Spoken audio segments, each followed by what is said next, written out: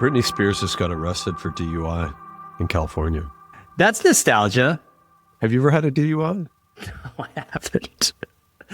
Alex, you ever had a DUI?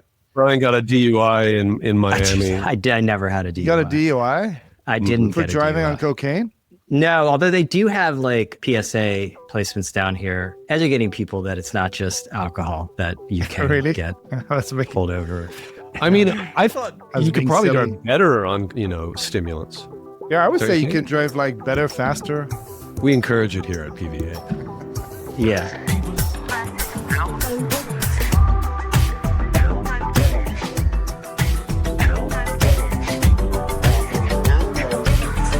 By the way, on the robots front, I'm always keeping tabs on Coco and the whereabouts of Coco. They're definitely getting more confident. There are disturbing videos going around. One Coco in Miami was groped. Also, these robots are like Yeti boxes with wheels, right? Like they're just little coolers. Yeah, but they're an ad network. This is just a way to get to an ad network. This is where it always goes. Look at Amazon. Look at how much money they're printing off their ads. This is how it goes. Let's get started, shall we? Yeah. Welcome to People First Algorithms. I am Brian Marcy. We are joined by a full complement this week. Alex Schleifer is out of the sex dungeon. He's back. He's preparing for the launch of his video game. We're going to find out about that. Troy Young is out of the sauna and with us. And AB is going to swing by later for what I'm considering money corner. Talk about the money. Talk about M&A. Alex, let's get started with, as I said, you're a little frazzled, I feel. You got a big launch coming up. People ask me what you do a lot. You're an object And you tell of them mystery. you don't know, you don't understand. Like, I don't even know this guy. I met him once. What do you want from me?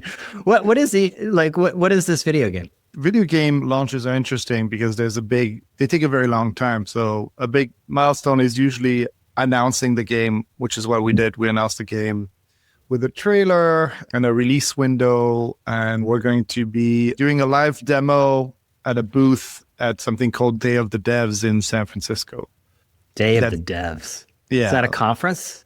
It's like what would you call it? Yeah, it's like a conference. What are the people like? I went by a debt conference in the Lowe's in Miami. I would say this it's probably week. a little different to that.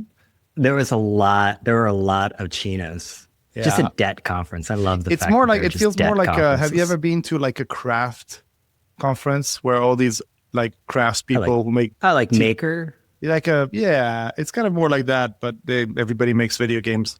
I can only say that I'm first of all, I'm super happy for you. And because when I look at the game, I see an enormous amount of time that went into making that, and all the screens, the backdrops, the movement, the physics, the little interactions, the gameplay logic. It's cool, but it's like, it's a golf game. Yeah. And- Well, I mean, the trailer starts. You by don't saying- strike me as a golf guy. Troy strikes me as a sauna guy, but you don't strike me as a golf No, guy. but I can't. The truth is, I can't wait to play it, Alex. Can you get me a copy? I can. Does it come on a floppy disk? It comes on 12 floppy disks. No. Yeah, I can get you some code. We'll How do figure I out do? how I need make to it set work. up Steam to play it, or can I you'll play it need on to my set up- phone? You'll need to set up Steam, and I'll send you a Okay. secret code. Well, send it to me too. I want to play it. I don't know why I'm left out. Well, I mean, it needs a controller, and my guess is you guys don't have right now. I'll And get my a guess- freaking controller. Just because I didn't Okay. get the camera doesn't mean I'll not get the controller. No, it's been a lot of work getting here, and there's got a lot more work left. But it's like, for me, the thing, I'm building a studio, so it's the first game. It's important. I'm looking like 2-3 games ahead. It's a rough, as all media businesses and all content businesses and all creative businesses, it's a rough, intense, cutthroat business that's changing very much. So it's an interesting time to be making games. So it's gonna be fun. GDC is the big game developer conference in San Francisco, where everybody essentially comes there to meet and make deals. Yeah, Alex, my hope for the game is it's something that people could play casually and have a good time, or you could get really good at it. Is that like, and it could challenge, like a skillful player. Yeah. Does it do that? I mean, we hope that's what we're trying to do. Like that you can play it an 8-year-old can play it, or anyone that just enjoys video games. And then there's also stuff in there for the freaks. Is it like Golden Tee at all? I used to love that game. It's not like Golden Tee. It's like Golden Tee meets Subway Surfer. Yeah, I mean, it controls kind of like Super Mario meets Angry Birds. So is this a solo game that you're going to be playing like by yourself? What about like a social component? I mean, golf is, look, it gets a bad rap. I don't really like golf, but it's a social activity. You go out and you play with others. You go to the 19th hole afterwards, knock back a few drinks. Like I'll just try to make this interesting. No, I mean, is this going to be like an arcade game? Like, why not bring back the arcade game? I mean, I think to make it interesting for the audience, like we want to put social components in it and multiplayer, but making video games is really an exercise in prioritizing in scope, because they can become very big, and every thread you pull kind of creates like a bunch of work, right? And so one of these big threads is the second you start making something that more than one player can play at a time, it increases complexity. If you put it online network, it adds a whole bunch of stuff to it. So our goal right now, and part of why we want to be part of a festival, is like see how like people respond to it en masse, like come through the game. And honestly, if there's a ton of excitement for it, we'll probably decide to invest more in the game and extend the development time. If the game gets a little bit of interest, but it feels a little bit riskier, we'll narrow the scope and release something smaller. And then at any point in time, we can release updates and stuff like that. So these things take so long that you kind of change a lot over time, right? You change directions over time a lot. Did AI change your development approach? Like I noticed a lot of richly rendered backgrounds and stuff. Was that stuff hand created, or was it AI rendered? Everything's hand created definitely on the art side. It's like really important to us. I also worry. First of all, I think it's like in gaming, I don't think the audience appreciates AI generated art, in part because of just like, the source of the data that was used to train these models. But pragmatically also, my guess is going to be hard to copyright any of this stuff. I don't think it looks good. I don't want to remove the fun stuff from our studio. I want to keep making stuff by hand. But when it comes to coding and, you do things like pull requests, and there's a lot of code coming in from different systems and different people into a main repository. So what you're doing is like, imagine like you're working on this giant, highly complex Google Doc with dozens of people that are adding art and code, and AI, and specifically Claude has been really great at troubleshooting. Like, hey, what happened here? That's great. That's transformative. The other thing that we do, which might be useful for people, is that we use a lot of AI agents in our Slack channel. So when there's a conversation, I can just ask our linear agent, which is our ticketing system, that manages all our tasks and stuff like that. Say, hey, create a ticket for this, assign it to that, and include those notes in it. And the thing will go out and do it. I can get it to run through the day's entire Slack room and pull out all of the tasks to do from there. So we have a distributed team. Half the team is remote. It's really powerful. That stuff, like, everybody should be using. Is there any chance that Hegseth is going to want to use this to train agents of war? It's a great game, segue. I mean, it is a ballistic game. It is about getting things from one place to another. So potentially, but yeah, great transition there. I don't Dual know. use. Let's start with war. Let's get into it. So when we were recording last week, Alex, you were not here. No. Troy was telling me I was naive because Anthropic was caving to the Pentagon. Didn't happen, Troy. Dario Amodei, who, just let me take a little bit of a victory lap here, because there's a lot of stuff I say that's not true. I identified this guy as a main character, and that he was an interesting character. And he called him a wizard, which was He is a wizard. He is a wizard, and he presents really well. I'm sure he'll disappoint me because that's the way these things go. But he told the Pentagon to stuff it when it came to using War Claude, which is a hilarious name. And, Pete Hegseth basically said, you're woke AI. Trump fired off his Truth Social post. So they're going to rip out Anthropic from government systems. And then also, this is not going to be held up in the courts, I believe. But, designated them a supply chain risk, which has all kinds of cascading impacts because Claude is used within all of these companies that are major Pentagon contractors. This is clearly the government going after a sort of enemy business. There was a time when this kind of thing would really excite the right wing of the political spectrum. Those times are over, weirdly enough. I think this is kind of a master class by Anthropic. They rocketed up the charts of the download list. They are nipping, they're not maybe nipping at the heels of ChatGPT, but this positions them in the market to be a real player in consumer. And by the way, their business is a B2B business, and the whole safety angle fits great with B2B.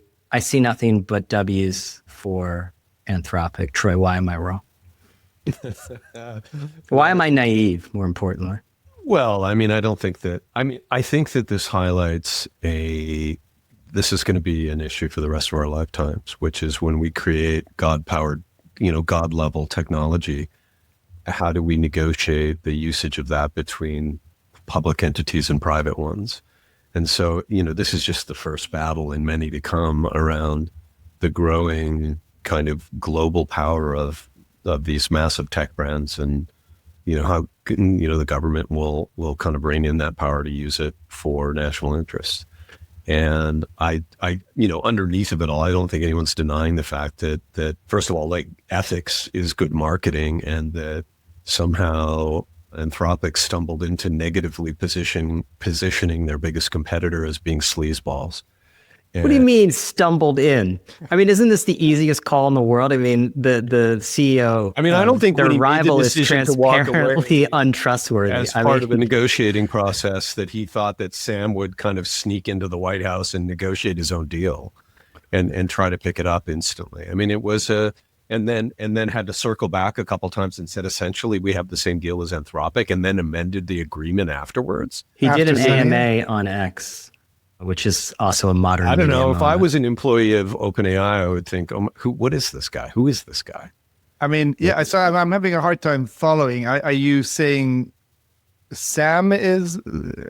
I'm definitely saying Sam is a sleazeball. Oh. And I did set an overall context for this by saying that this is a very, very complex issue, and that I understand why the government would be concerned about AI company asserting control over technology that was fundamental to national defense. Yes, I do think that's an issue.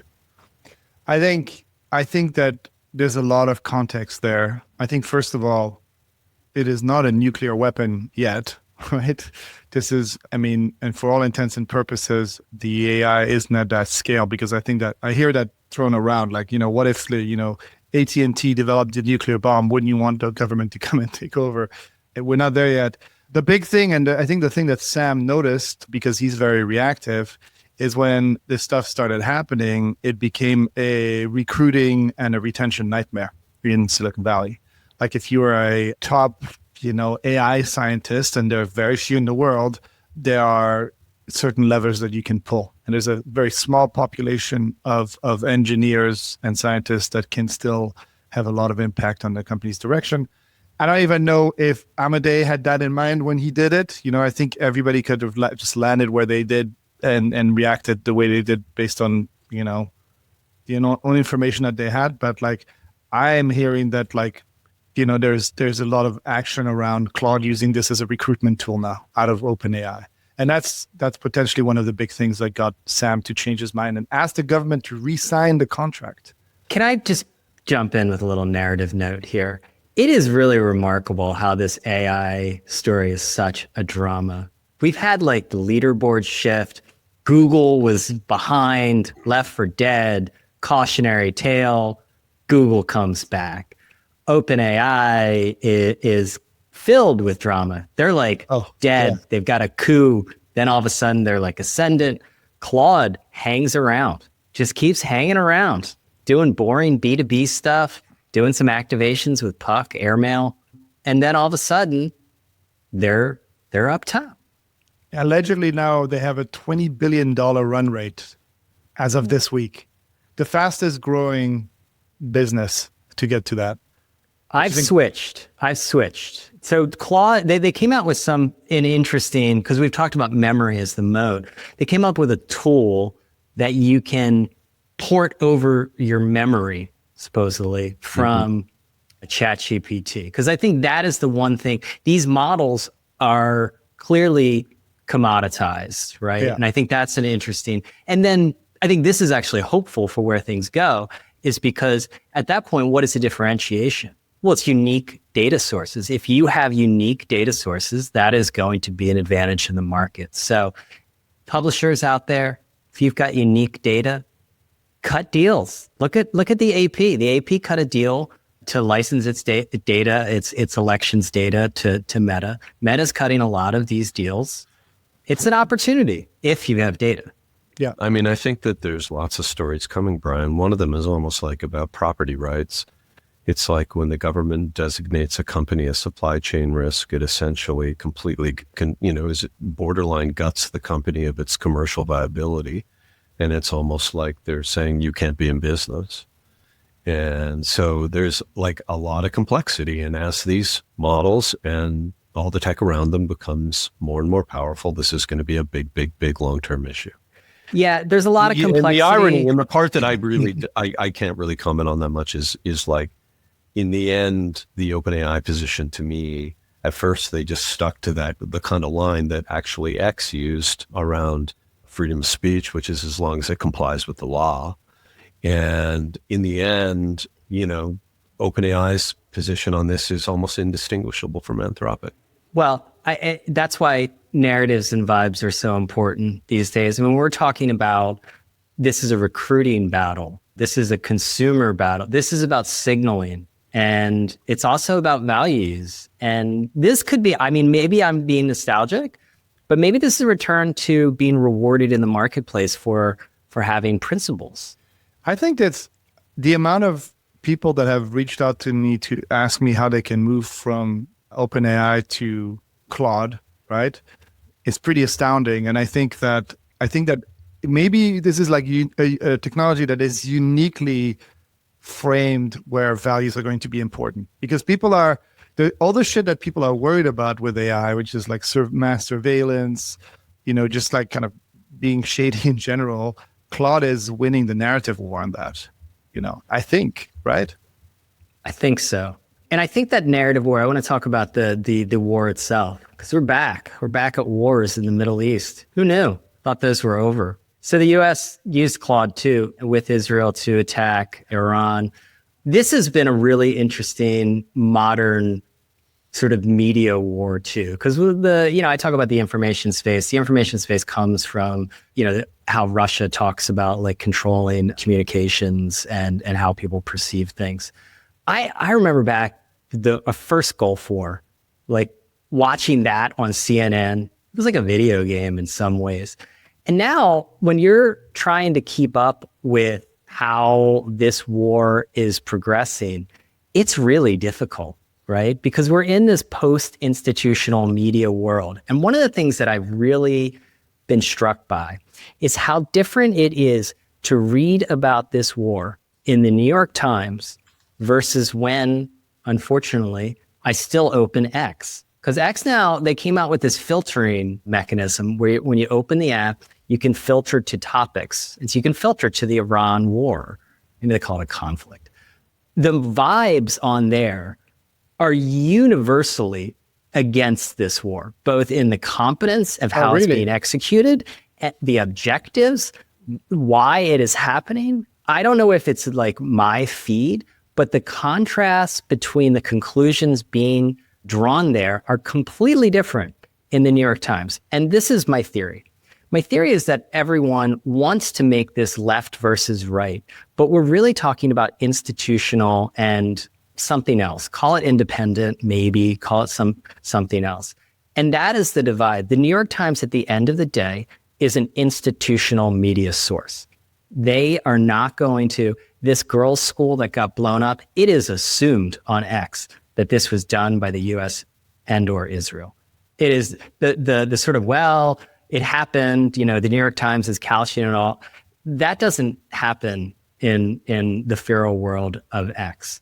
Now, there's a lot of nonsense on there. There's a lot of AI generated content that is untrue. But it's interesting to me that this does not, at least from my experience, line up neatly with the partisan, context that we put on everything. And I don't know, how are you guys keeping up on making sense of what is going on? I asked you about this and a couple just in the group chat, and because I was frustrated, I thought that you're right. We all pointed our attention at something like a CNN in the past, and if you watch, I find it unwatchable, and it does always remind me of Alex's characterization of baby news. And I think that when you start doing news as fentanyl and going right to the vein, and kind of mapping intense conversations from X to whatever your chosen news source is, New York Times or other dense types of media, CNN is hard to watch. So what I found I've been doing, Alex suggested that I watch the BBC. It's more tolerable than CNN. I have been doing that. I've noticed that at the New York Times that what this does is thrust them into a position in some ways of replacing CNN. So there's way more use of kind of live, real-time, live blogs. And you're seeing this kind of necessity to kind of continually update the homepage feed. And then to try to thread video into that, which they're not quite doing well yet, although they are, as we've talked about before, making video a bigger part of the feed. But I personally have had the same experience. I do like the filtering mechanism on X, Brian, although, X is disorienting. I think, I've been going back to Drudge lately. I've been using Drudge as an aggregator, which is, I find there's always, something that never hit your radar there.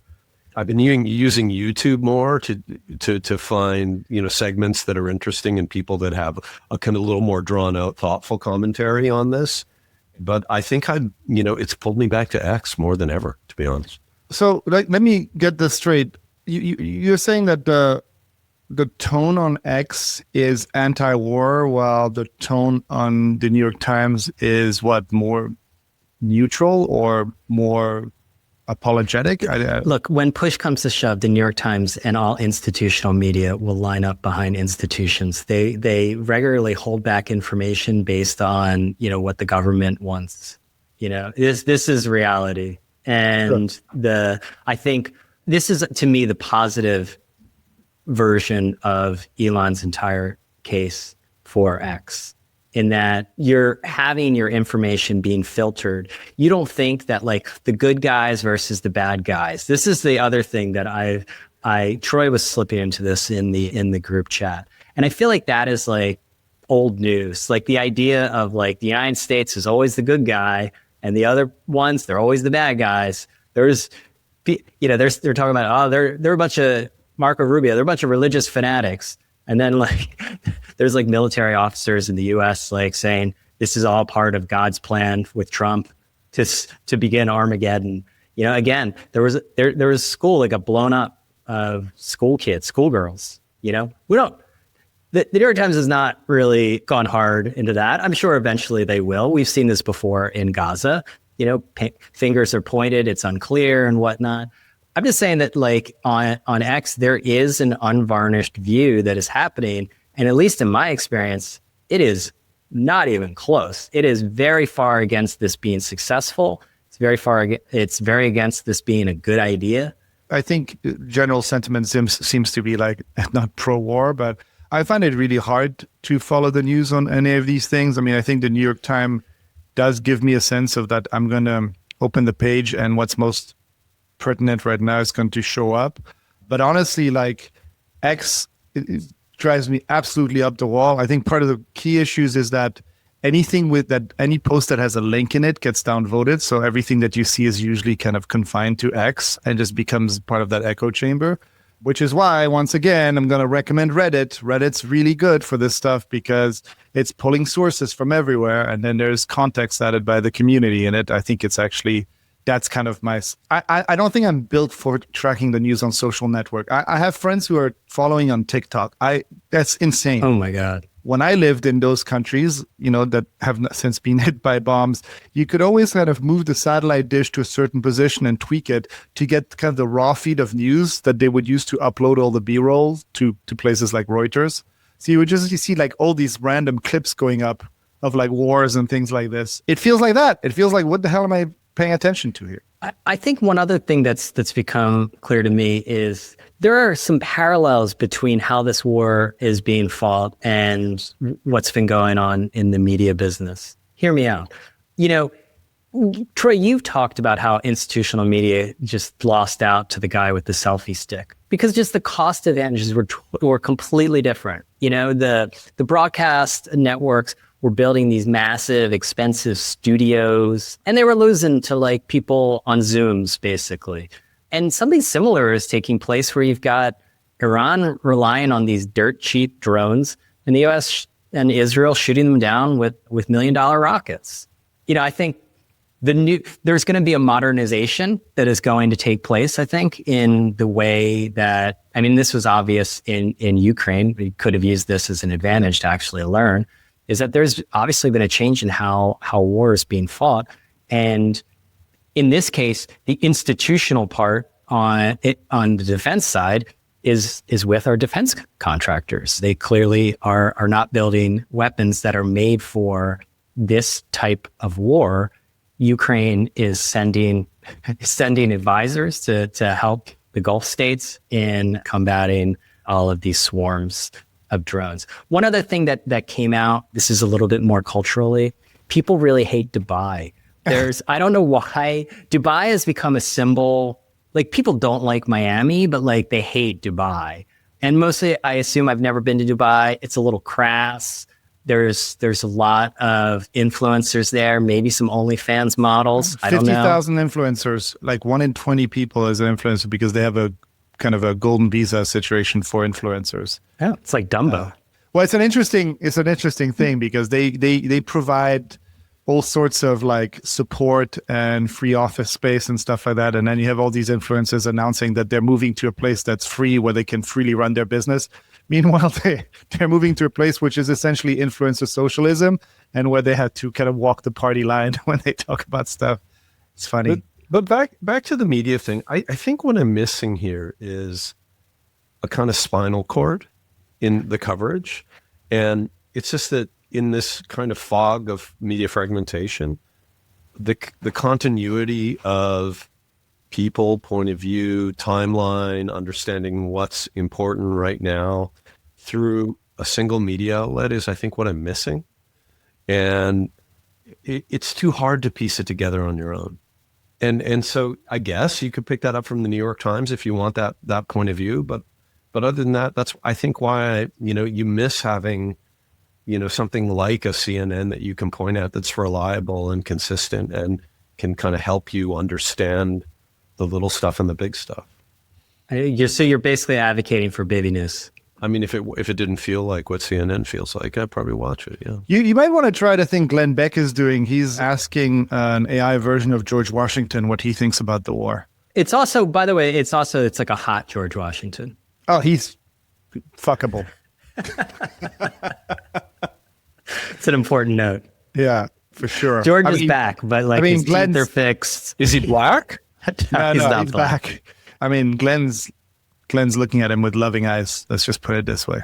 AB is here. When Block cut 40% of employees, its stock immediately soared. It used the AI, the great AI excuse. It papered over the fact that it apparently spent like $75 million on a company party and was clearly offsite, Brian. Offsite. Okay, offsite. Clearly a poorly run company. We saw with X that Elon Musk strolled in with his sink, cut 75% of people at Twitter, and the site still worked. My guess on this, I don't know. It's like probably like 20%, 25% is just regular overhiring. I think every company could probably cut a lot of people.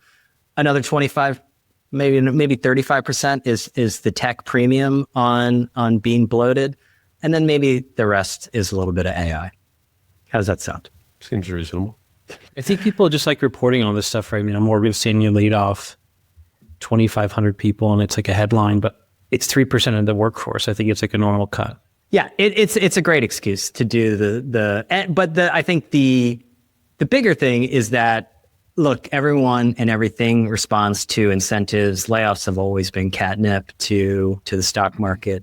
And I always assumed a lot of these companies just kept a bunch of people in the back to be sacrificed for the stock price when needed.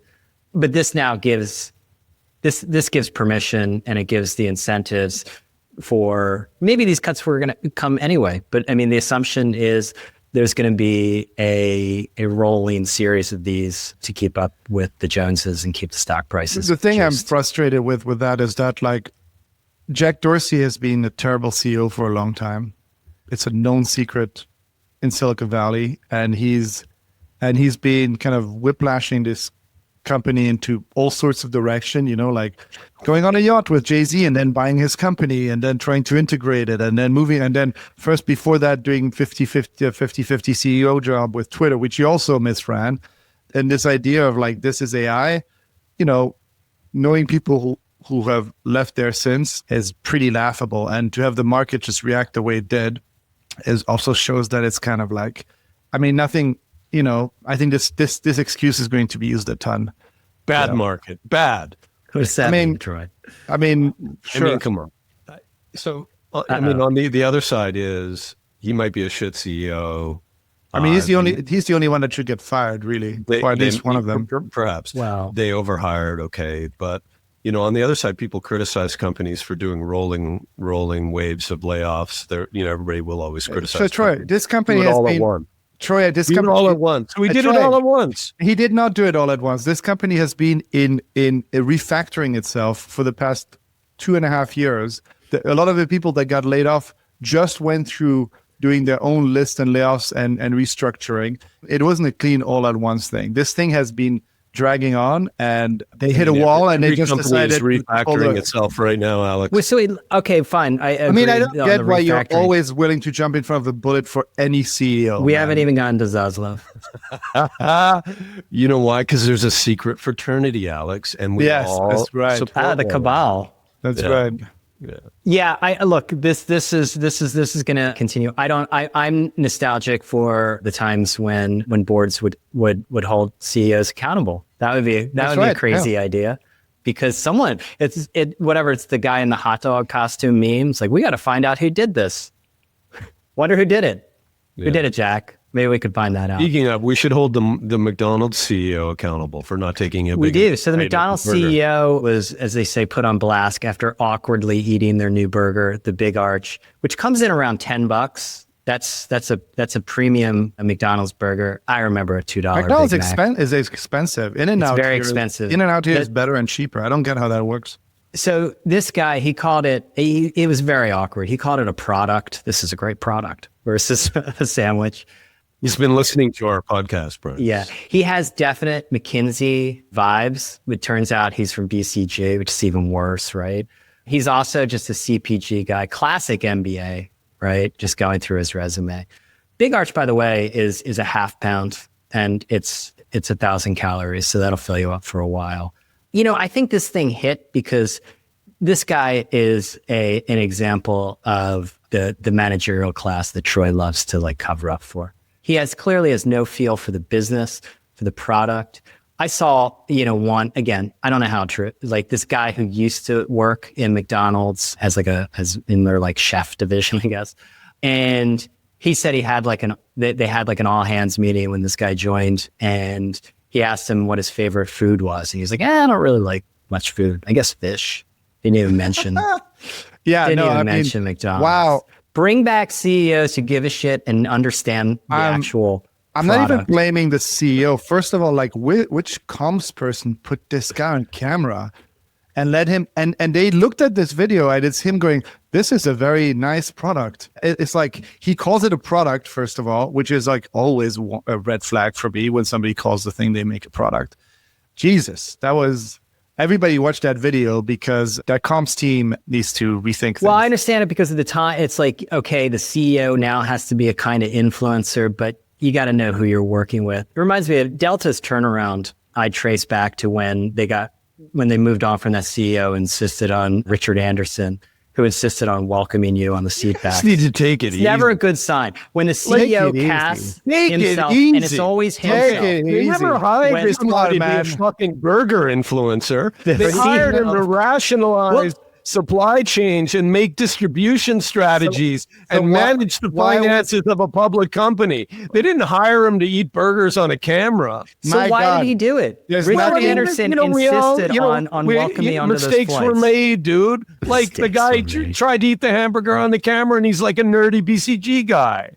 Like, what the hell? Try. It is funny. In this world of clips, people eating awkwardly, like, goes really, like, think about when Obama drank the water weird. Like, it's just that weird was Trump, thing. dude. It's the way that you perceive people being awkward or autistic. Or I mean, this guy isn't autistic, but I mean, we don't know. But here's the thing, Troy. Until it's proven otherwise, I just assume like decisions were made. I'm putting videos out, right? We're putting videos out.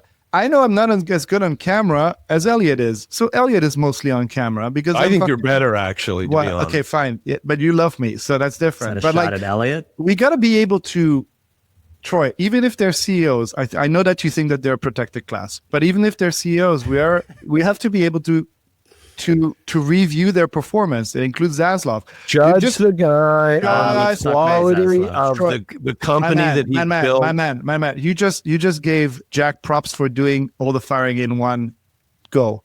Let me just list out. Just what I did is I said, well, you guys are having your jollies swarming the guy. Let's look at the other side of this a little bit. That's my responsibility on this podcast. So 2024, they laid off 1,000 people. Then 25, they laid off another 930. And then they just laid off 4,000. Like a lot of the people that had to make lists to lay off people and were getting ready to lay off people just months ago got relayed off. This has been done in a panic. He's not a good CEO. The McDonald's guy, let me finish. The McDonald's guy hired these comms people, looked at that video and said, this is good to go. Let's put this on the internet. I'm sorry, those decisions were made. Okay. Stock price is up 7.64%. There you go. Boom. It worked. That's all that matters. That is all that matters. All that matters. His Instagram has a pretty good following. He has like over 100,000 followers. That's where the video came from. That's crazy. Because they're putting him out there as an influencer. I mean, come on, they're buying ads on it. This isn't organic. I mean, he's not like. Did you see all the other CEOs from Wendy's and Burger King? How many people have you laid off at your company, Alex, or fired? In my lifetime? No, recently. You know, because if you have 10 employees, you've laid off 20% of your staff easy. Brian, how many salespeople and or sales ops people have you laid off? You've laid off 50% of your company more than once. Troy, you're misunderstanding. The problem is not layoffs. I've had to do layoffs. Damn. You know, I mean, if we're talking numbers, I've had to do big layoffs. I mean, these are not easy. I'm not saying people take those things easy. I'm just saying that there's AI washing that's happening around these layoffs that's hiding the performance of an executive team and a CEO that is really, really subpar and has been for many, many years. And I should be a fucking yoga teacher, man. I get it. I get it. But that's what we're saying. But instead, he's firing people saying AI is going to replace them. While when you know anything that's happening in this company, you know that's entirely untrue. And the market reacts the way it does. I think that's interesting, right? But if we want to just like put a veil of sanctity over any CEO, then fine, we can't talk about it. No, we can talk about it. Let's keep talking about it. Brian, you want to move to the next topic? Yeah, let's I think we've exhausted the McDonald's CEO. Let's talk a little bit about Paramount prevailed to take control of Warner. Netflix dropped out. So to me, this is generals fighting the last war. You know, it'll be a year in regulatory, and meanwhile the culture will move on. David Zaslav, okay, let's go. Turned you want to get this off the docket? David Zaslav pulled a rabbit out of his hat here, and I assume in the CEO PE cabals that you're part of, Troy, he's venerated, right? Bill Simmons took a shot at him, said that no guy should pull down like $800 million from basically. Thanks, Bill. Nobody should be paid the amount you were paid for selling a shitty podcasting company to Spotify. I mean, you do what you get away with, right? I mean, it happened. The guy was king of the hill in cable, facing a very uncertain future, made a huge bet, took on tons of debt, and bought a ton of IP and the last great studio, and was handsomely rewarded for it. Good for you. It's called capitalism. He did it. They paid him. He managed a sale process that drove the price up 5x. Good for him. Look, the results are the results, and he had a job to do, and somehow a lot of things lined up for this to like work out for him, right? I mean, that's good, I guess. Like, I mean, I don't know how much of this was the stock was trading at $7 before. I know, but you keep looking at like that's the problem, I think, with like looking at everything as like a zero-sum game that has to lead up to some sort of metric. Like, can we rate his performance just like for a little bit? Like you should rate his performance, Alex, because you can do it better than the market can. All he said, listen, you go in, you're like, here's my employment contract board. I'm going to create this amount of value. If I do, you pay me this amount of money. Board says, great, David, go ahead, go do it. He engineers this exit for an ailing cable company, and he manages to make all this money for shareholders. So David Zaslav came he has a deal. Wait, Alex, don't talk over me. He has a deal, and he gets paid on the deal. Yeah. I don't think there's anything wrong with that. No, I really don't. I think he did. I'm just trying. And then what you're doing is you're backing up and you're saying the shit CEO, just like you're doing with because Alex thinks he's a shit CEO. It's completely irrelevant. Let me give you an example. Because there's like factually, like an analogy maybe. David Zaslav came in and borrowed your Porsche and says, I'll bring it back in better shape. He drives it like crazy and crashes it into a celebrity, and now the Porsche is worth more because it crashed into that celebrity. The decisions that were made, he came out on top. But look, he burned money on CNN Plus, the rebranding of HBO Max, the scrapping of all the movies, the acquisition itself of saying we're gonna buy this and we're gonna reduce the cost structure and increase the revenue to 16 billion or whatever he said at the time. It went from 12 to 9. Like the fact that somebody is ready to pay an insane amount of money because they want the studios, like they could have just waited. He could have just done nothing, just do nothing for 6 years or whatever, how long he is. And I don't think that's good performance, man.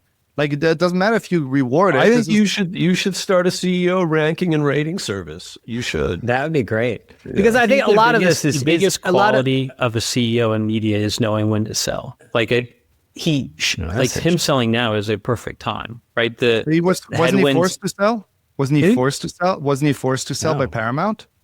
He was going to do a split off. He was going to split off. He was going to split the assets into two. No, right. Yeah. And look, I think this is basically just the discomfort with the incentives of this, how we do capitalism, basically, at the end of the day. And so don't hate the player, buddy. Don't hate the player. There was a great well, it wasn't great, but like it could have been great. Derek Thompson did a conversation with this philosopher about why metrics are screwed up. And because, they mix up. We love to have a metric on everything, to hit a metric, hit a number. And sometimes it obscures or even acts contrary to what the purpose, ultimately is. I mean, the purpose of this company from its origin, was not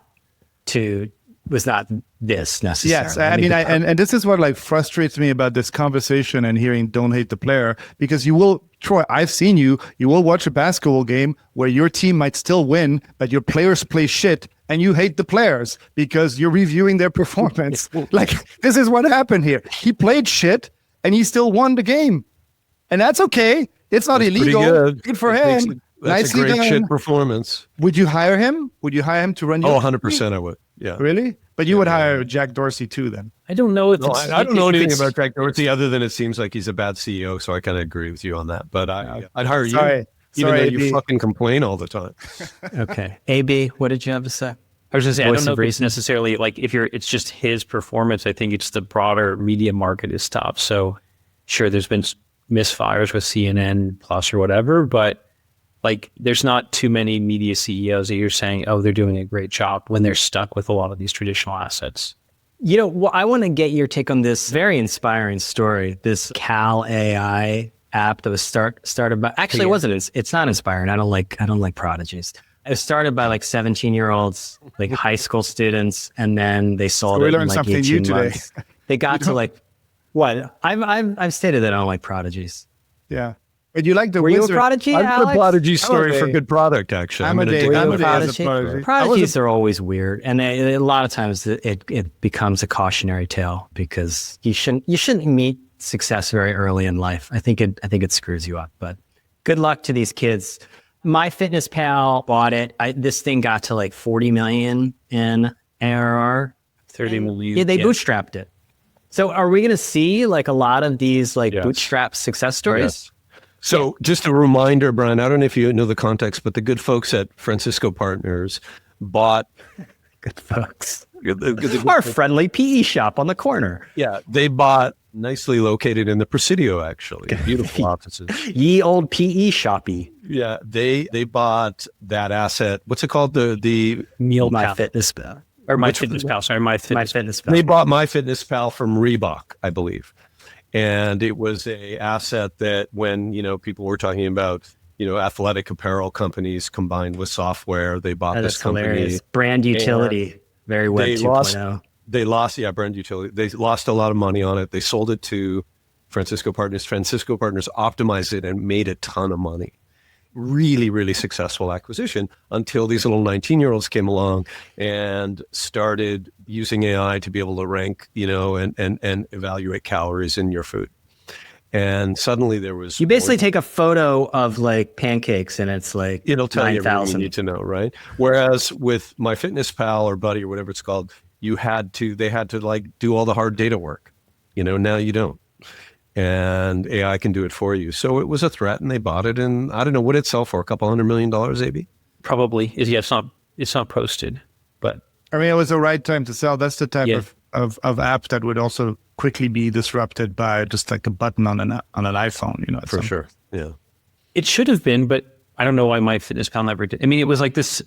It's one of these things I think is going to happen more and more as people that don't have the coding experience see like a friction point, like putting food into a calorie tracker app is painful. And so just taking a picture and getting it right in there probably increases app usage and stuff like that. So there's probably synergies over at MyFitnessPal to get people to keep using the app. So I think the storyline is young guys, they kept posting on Twitter that they didn't get into any Ivy League schools and they had a successful exit. They're starting like a new venture firm to kind of keep doing this type of stuff.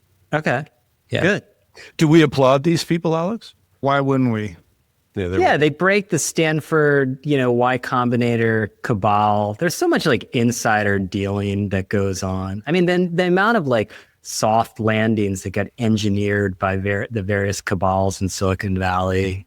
I think agitators be are done good. away with. I think like we need more agitators that change things and less people that just move money from Yeah. one spreadsheet Good for to these another. kids. I mean, I don't like them because they're prodigies, but otherwise, they didn't like rely on, trips to Gary Tan's sauna to get ahead. Brian, I really like that you were framing the episode with nostalgia, and I feel like we've lost that lane a little bit. Other than you made this post about South by Southwest, where instead of talking about like Web 2.0 apps that track calories, you're talking about defense tech at South by. Is that what's going on? I mean, South by Southwest is coming up. I guess next week, no, 2 weeks. I was thinking about that. I mean, tech has become a real drag because it's become so important and it's become so entwined with war and government and society and wiping out humanity. And I had nostalgia for like the Group Me grilled cheese truck. There was every year at South by Southwest, there would be some Web 2.0 app that would try to be the new Foursquare because Dennis Crowley was down in Austin drawing in chalk with Naveen to do, Foursquare, and they took off there. And everyone was trying to battle to be the new viral app out of there. And now that's all gone. I miss it a little bit. South by Southwest is not quite the same. And it would be great to get back to where tech is a little bit more fun again. Maybe Alex's game can kick that off. I mean, that vibe is definitely more something that is at those like game events a little bit, even though it's been a bit somber with the industry being where it is. But yeah, man, I don't know if we're going to get back into that. I think it's going to be a while until all this AI stuff gets normalized. There's just too much change happening, too much money being fed into the system. It's too chaotic right now. Should we get to good product? Well, before we do good product, I thought there was an interesting and fortunate outcome for our friend Vivek Shah, where the market's pretty negative on digital media assets. His is a particularly complex one because he has a bunch of disparate kind of business types and properties under one banner. And he took his, I think what's called his data segment, which includes like speed testing software called Ukala, and sold it bizarrely to Accenture, I think for $1.2 billion, which was more than the market cap of the entire company of Ziff. And the stock popped like 78% in one day. And that was 2 days ago. So good for Vivek. And there is another fortunate outcome for a CEO. I mean, did you see this? There was this post that was going around. It was using Ahref data about the tech news sites and their traffic declines.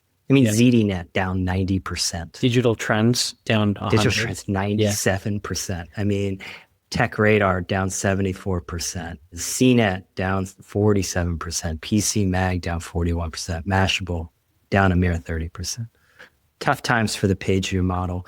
I did a podcast with Adam Singolda, Taboola CEO, and he was basically saying that, I thought it was kind of interesting, is that Google wants search to die and that they're going to make more money from Gemini. And so this is curtains for this part of the business. Roger Lynch, Condé Nast CEO, came out this week and said that they are fully on board with Google Zero. They don't believe it's going to be a meaningful part of their business, getting traffic from search and then putting ads against it in the future. So tough transition, tough times for page views. The Ookla thing is actually really interesting. Can we talk? If we go into that? So, because Vivek bought it in 2014 for only $15 million. Most of us have interfaced with one of these products. Whenever you are at home and your internet's slow, like you go to speedtest.com and it like measures the speed. But they were able to turn that into like a massive B2B product. So it's a 50% EBITDA margin business. So Accenture paid 10 times EBITDA for this, like these 4 digital assets. And I was trying to figure out why they bought it, because everyone thinks of Accenture as a consulting business, but it also has a much higher margin business in managed service providing. So like they manage data centers and things like that and manage connectivity. And so it's pretty cool to see how Ziff took, and I don't know at the time if they had a B2B element, but they added a massive B2B element to where they take this consumer data, they've made a bunch of tools. So if you have data centers, networks, things like that, it manages uptime, connectivity. And because 250 million consumers every year submit their speed tests, they have like a pretty good array of benchmarking data to see how your internet's working. And so, because there's like a lot of, in the press releases, it talks about AI, but I think it's more about like just pure data center management. The other thing, the other thread here is they do all that government rural broadband stuff. And so I think Accenture is a big contractor to the government. And I'm sure as part of these outlays to getting people in Mississippi broadband internet at $20,000 a household, Accenture wants to play a role in measuring the speed and saying it's working and things like that. So I think it's good on Ziff to unlock value. When they came to market, they didn't say we're going to sell it. They said we're going to explore a strategic option, so they weren't forced to sell it. And then I think the market, as Troy said, appreciated the sale because now they have $1.2 billion of cash. Boom. You want to do good product today, Brian? I think we shit on the algorithm a lot, and sometimes it brings wonderful things to our lives. And you also talked about prodigies. For some reason this week, I like YouTube and I use a lot. And the algo had surfaced sort of, or put me in the improvisational orchestral segment, which is some, people like prodigies like this kid, Jacob Collier. Do you know who he is? He's an English musician, and he does these kind of multi-track arrangements. He went viral on YouTube for for doing these Stevie Wonder songs. Don't worry about a thing, where there would be like a matrix of 10 of his heads and he'd be singing harmonies to different parts of the song. And he's like incredibly gifted. I would argue I'm sure he's a musical genius with like this incredible grasp on harmonies and the math of music. So then he does this thing in October with the San Francisco Orchestra, and I think his mother's conducting. She gets out of the way, and he does this, like he uses the orchestra like it's GarageBand, and he composes a song by pulling in different parts of the orchestra and giving them harmonies and getting them to do it in real time and having the audience participate. It was really magical. I noticed in the comments on YouTube that someone said, I was at this show. It was the most moving concert of the 71 years. And I've been to hundreds of shows at the San Francisco Orchestra. So somehow I got in this kid's segment. If you don't know who he is, he's pretty famous now. He's won a couple of Grammys and stuff. And he has a ton of content on YouTube. And then, of course, sensing that I was interested in this improvisational kind of thing, YouTube started delivering this stuff to me. And then I got all the Ben Folds content when he did something similar at the JFK Performing Arts Center renamed, sadly, in Washington, where he composed a song in real time. He's at the piano and he's telling the orchestra what to do. And Ben Folds is a really talented guy. That's the beautiful thing about the algorithm. I mean, we talk about, the whimsy of a human being programming content for us, and how they can look at, introduce us to things that we wouldn't have otherwise seen. I don't know why I saw this. The algorithm did it for me, and I loved it. Okay, great. You ever had that experience where you were delighted with the algorithm? Yeah, of course. Yeah, all the time. There's just a lot of downsides to it. I'm getting nostalgia for 1990s New York. 1990s nostalgia is kicking in. Is that because you're watching that Kennedy thing on? Yeah, FX? I'm watching this Kennedy show, and I don't really, the love story part of it. I'm watching it with my wife. It's like, it's a nice couples activity, but it brings back old New York, pre-cell phones. John Kennedy Jr. is riding his bike around Tribeca. You've got the first date was at Pana 2. Great place. Used to go there all the time. It still exists. This Indian place in the East Village that has this crazy lighting. The Odeon, where you and I ate one time, Troy, and you seemed bothered that I suggested we go there. Well, it's too packed. There's no elbow room. Square Diner. I was just there with Jason Krebs, who was a PVA listener. Great diner there. Walker's gets a shout out in Tribeca. So is it a good show? Are you highlighting this show as a good product, or is it nostalgia, or is it 90s? It's nostalgia. It's 1990s because, like, I think it has great music too. Maisie Starr, Seal, Divinals. I Touch Myself, underrated song. Crowded House. I named my dog after Maisie Starr. Did you? Lenny Kravitz is in there. Cranberries. It's good. The only thing that doesn't hold up with the 90s, and I know everything comes back, 90s fashion, just atrocious. I mean, John Kennedy can pull it off because he was like the sexiest man alive, but otherwise, really bad era for fashion. Anyway, that's my thing. Nice one. That's it for this episode of People vs. Algorithms, where each week we uncover patterns shaping media, culture, and technology. Big thanks, as always, to our producer, Vanya Arsenov. She always makes us a little clearer and more understandable, and we appreciate her very, very much. If you're enjoying these conversations, we'd love for you to leave us a review. It helps us get the word out and keeps our community growing. Remember, you can find People vs. Algorithms on Apple Podcasts, on Spotify, and now on YouTube. Thanks for listening, and we'll see you again next week. All right, guys. Good one. Good to all be back together. Thank you, Brian. Have a good week. Take care, everyone.